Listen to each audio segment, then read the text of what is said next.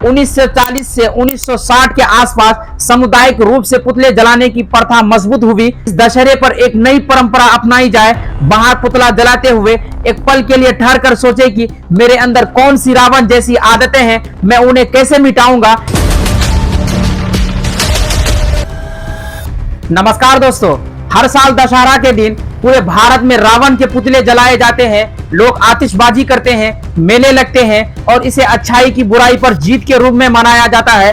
लेकिन क्या कभी आपने सोचा है कि आखिर रावण को ही क्यों जलाया जाता है? रामायण के अनुसार रावण कोई मामूली व्यक्ति नहीं था। वो लंका का राजा, वेद शास्त्रों का ज्ञाता और शिव का भक्त भी माना जाता है। फिर भी उसे बुराई का प्रतीक क्यों माना गया? मुख्य वजह मानी जाती है अति अहंकार और लोभ, जिनकी वजह से रावण ने सीता का हरण किया और अंत युद्ध में पराजित हुआ।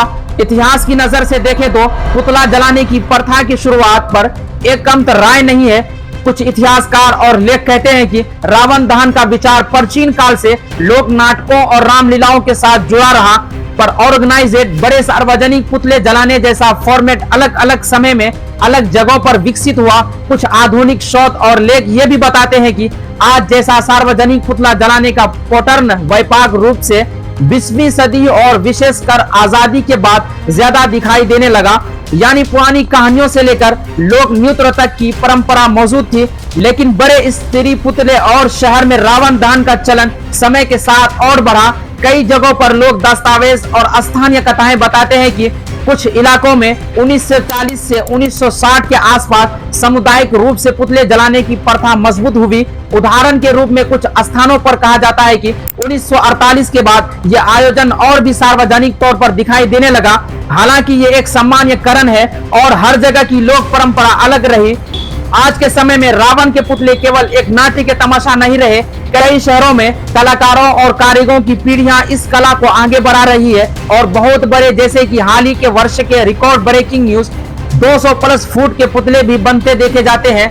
ये उत्सव लोक सम्मेलन का रूप ले चुके हैं और अक्सर स्थानीय संस्कृति एवं सामाजिक संदेश भी सामने लाते हैं। लेकिन सबसे महत्वपूर्ण बात, रावण दहन का असली अर्थ सिर्फ मूर्ति या पुतला जलाना नहीं होना चाहिए। त्योहार का असली संदेश यह है कि बुराई का अंत होता है और यही बाहरी इविल के साथ साथ अंदर के बुरे नेचर के लिए भी है। इसलिए सिर्फ पुतले को आग में ना डालें, अपने भीतर की बुरी आदतें, जलन, ईर्ष्या, अहंकार, आलस्य और जो भी गलत सोशल ट्रेंड हो उन्हें भी दिल से मिटाने का संकल्प लें। दशहरा वह दिन है जब समाज बाहरी बुराइयों का उत्सव मनाता है। असल विजय तब होती है जब दिल की नीयत साफ हो और आदतें सुधरे। तो इस दशहरे पर एक नई परंपरा अपनाई जाए। बाहर पुतला जलाते हुए एक पल के लिए ठहर कर सोचे कि मेरे अंदर कौन सी रावण जैसी आदतें हैं, मैं उन्हें कैसे मिटाऊंगा। इसी नीयत से काम करें, अपने दिल को साफ रखें, नीयत को सही रखें और व्यवहार में बदलाव लाएं।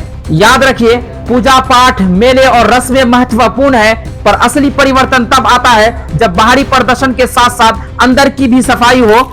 अगर वीडियो पसंद आया हो तो लाइक कीजिए, शेयर कीजिए और कमेंट में अपनी राय जरूर बताइए।